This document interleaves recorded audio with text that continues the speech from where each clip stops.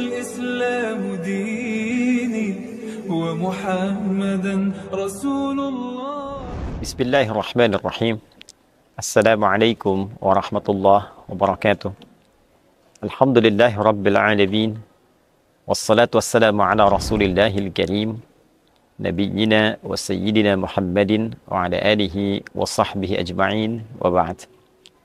Saudara-saudariku dimanapun berada, alhamdulillah kita sangat bersyukur pada Allah Subhanahu wa Ta'ala masih diberikan kesempatan untuk menjalani ibadah siam Ramadan dan telah memasuki pekan kedua dengan izin Allah Subhanahu wa Ta'ala.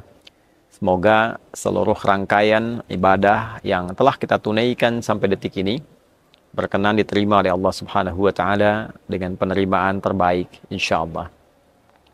Teman-teman dimanapun berada, seperti telah kita ulas di pertemuan yang lalu, bahwa di antara rangkaian ayat puasa yang sekaligus memberikan potret insan beriman dalam menjalani rangkaian kegiatan puasa dan melekatkan hukum-hukum terkait di dalamnya, terdapat satu ayat yang memberikan kesan permohonan mendalam dari setiap insan beriman, khususnya yang tengah berpuasa, untuk berdoa memohonkan segala hal terkait kebutuhan dunia akhiratnya. Itulah sebabnya satu di antara rangkaian ayat puasa di Al-Baqarah ayat 183 sampai 187 itu kita temukan di ayat 186 menyampaikan, menjelaskan, menginformasikan tentang kepentingan kita berdoa pada Allah Subhanahu wa Ta'ala. Wa idza sa'alaka 'ibadi 'anni fa inni qarib ujibu da'watad da'i idza da'an falyastajibu li wal yu'minu bi la'allahum yarshudun. Muhammad sallallahu alaihi wasallam, dan bila ada di antara hamba-Ku yang bertanya padamu tentangku, untuk memohon, untuk meminta, untuk berdoa, menyeru, maka katakan kepadanya, sungguh aku amatlah dekat.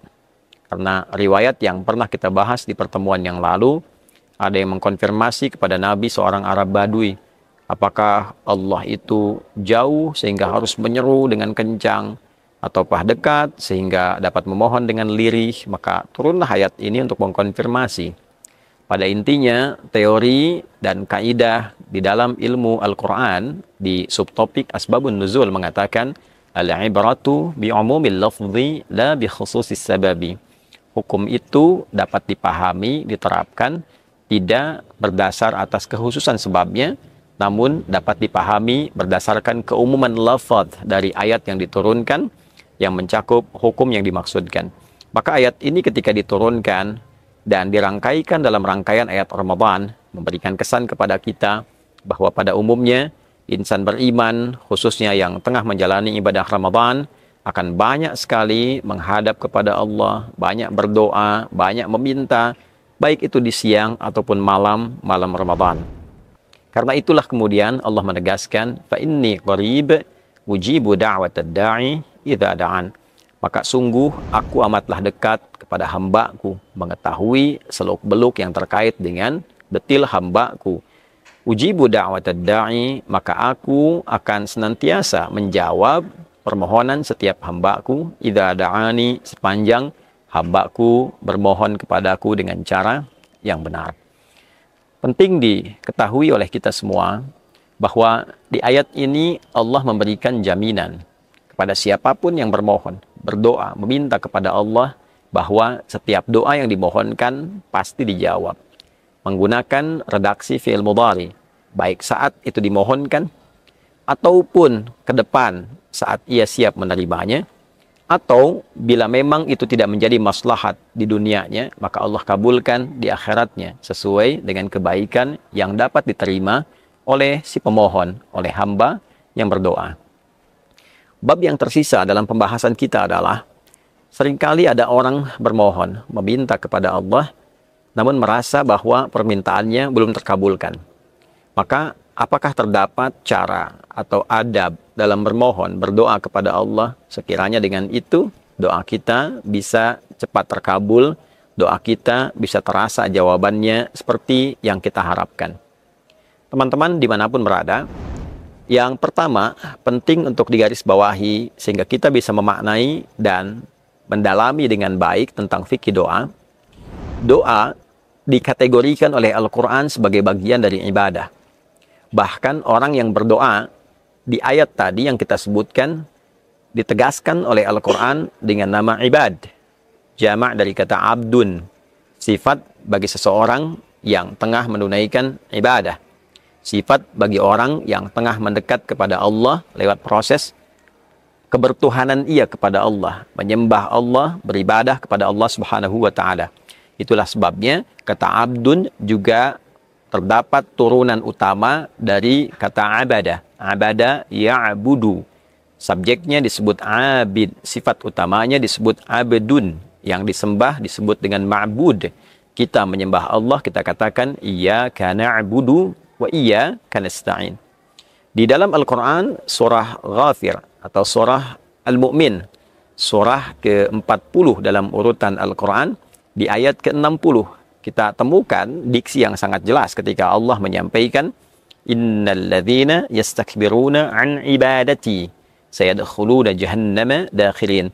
Orang-orang yang memiliki rasa angkuh, merasa hebat, merasa punya segalanya, sehingga dengan itu ia menyimpulkan tidak perlu berdoa kepada Allah. Doa di sini digambarkan, disampaikan dengan kata ibadah. Jelas sekali. Innal ladzina yastakbiruna an ibadati.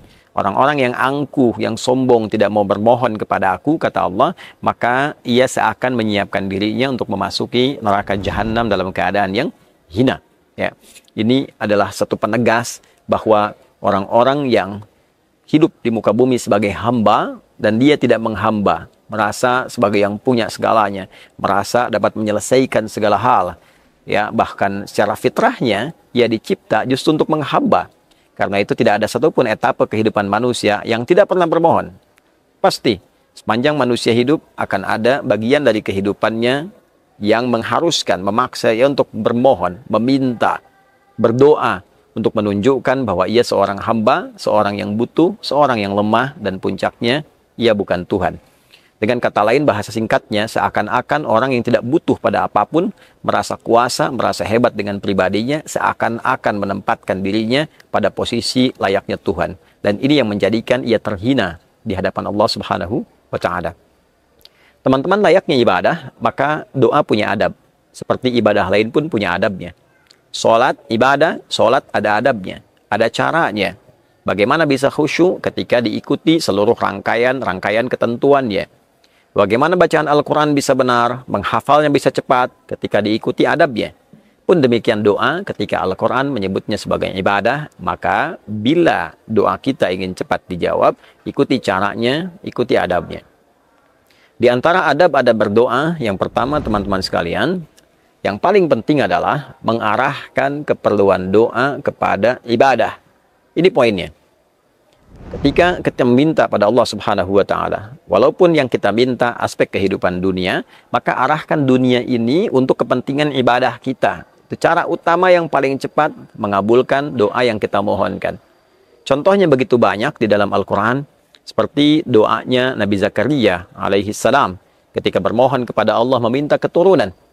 Maka beliau memohon diabadikan di Quran surat Maryam itu ya dengan mengatakan, ya Allah, ini fisikku telah mulai letih, rambutku telah memutih, washta'ala ra'su syaiba wa lam akum bidu'aika syaqiyya, dan aku tidak putus berdoa kepadamu ya Allah. Untuk apa? Ya, tujuannya adalah yarithuni wa yarithu ala Ya'qub, untuk bisa mewarisi dakwah yang aku turunkan, yang ditugaskan aku untuk berdakwah, mengajak manusia pada kebaikan, untuk beribadah kepadamu. Ya Allah, bukan sekadar aku minta keturunan, karena orang lain pun meminta. Tapi aku menginginkan keturunan ini agar niat ibadahku dalam berdakwah bisa diteruskan. Nah, ini bermohon dengan mengarahkan kepentingan kita kepada aspek ibadah. Pun demikian Nabi Ibrahim alaihissalam ketika memohon kepada Allah diberikan keturunan, maka hal pertama yang beliau mintakan, liyuqimus shalah, supaya mereka menegakkan sholat ya Allah.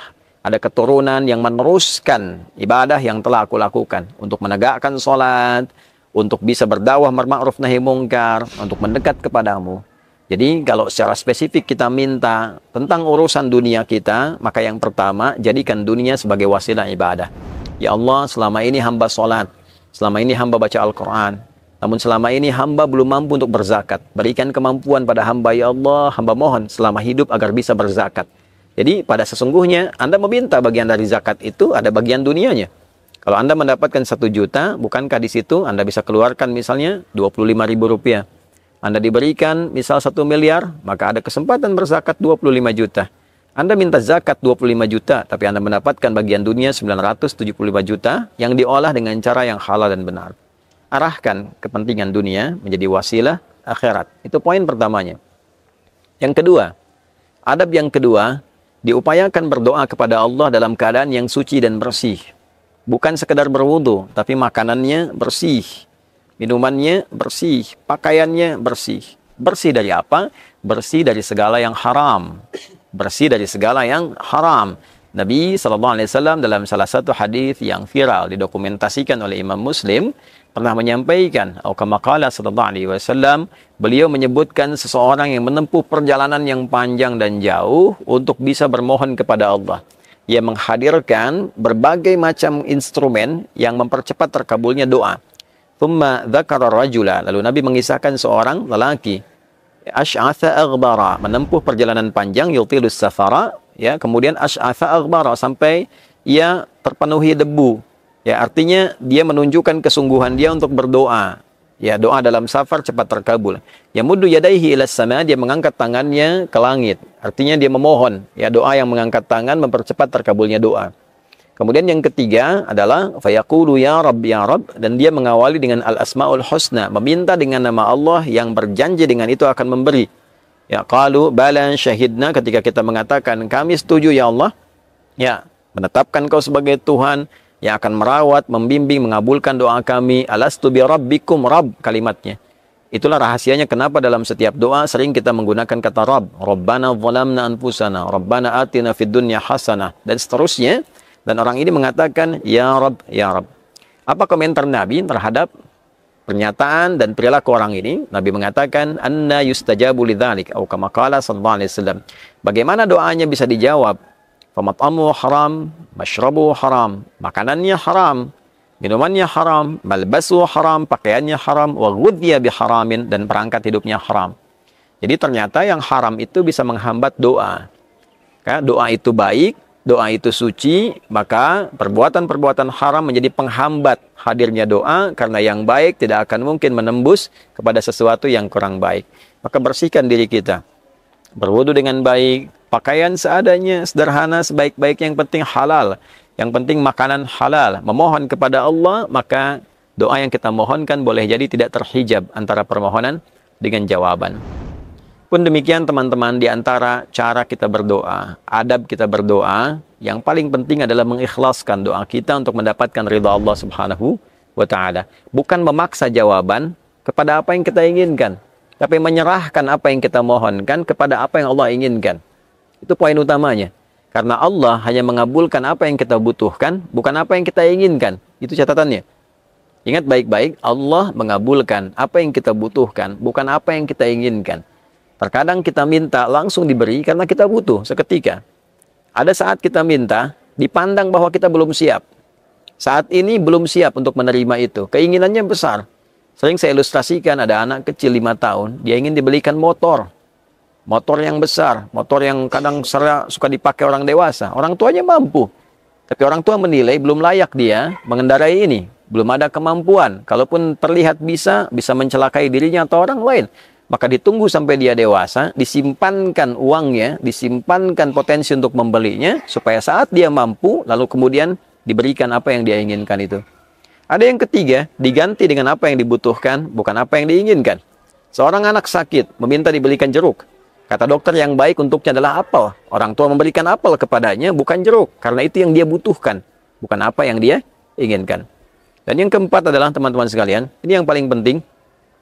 Bagian terpenting di ujung ayat 186 itu adalah, فَلْيَسْتَجِيبُوا لِي وَلْيُؤْمِنُوا بِي لَعَلَّهُمْ يَرْشُدُونَ.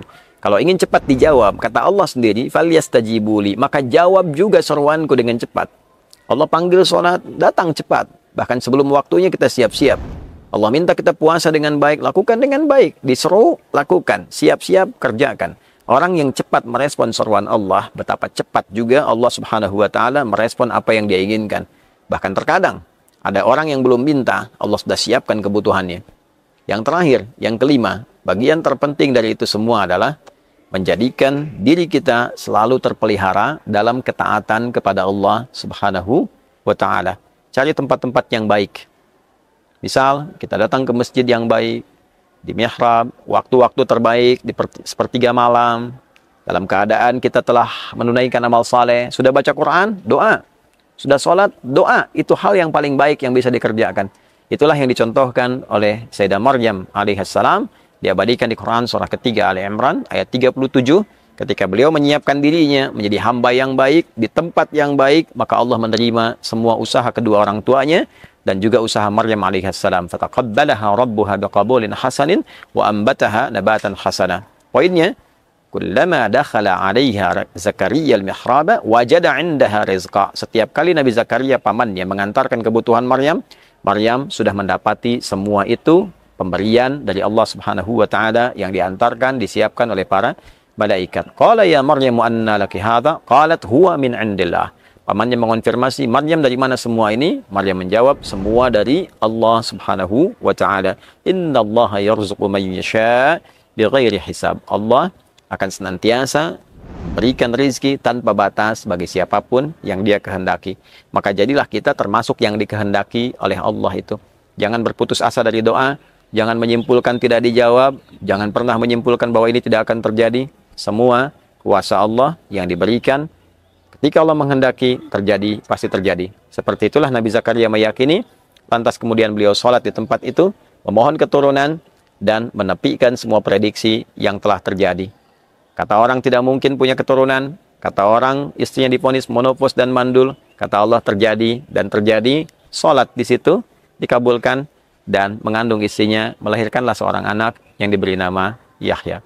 Semoga Allah senantiasa merahmati kita, mengabulkan setiap permohonan kita, dan menjadikan doa yang telah terkabul itu menjadi peringan hisab kita di hari kiamat, dan pemberat mizan kita dalam kebaikan yang mengantarkan kita pada rahmat Allah, syafaat darinya, dan perjumpaan dengan Rasulullah sallallahu alaihi wasallam. Allahumma rabbana atina fid dunya hasanah wa fil akhirati hasanah wa qina adzabannar. Wa sallallahu ala sayyidina Muhammad wa ala alihi wa sahbihi ajma'in. Wa akhiru da'wana alhamdulillahi rabbil alamin. Adi Hidayat Mira. Assalamualaikum warahmatullahi wabarakatuh. Allahu Rabbi wal Islamu dini wa Muhammadan Rasulullah.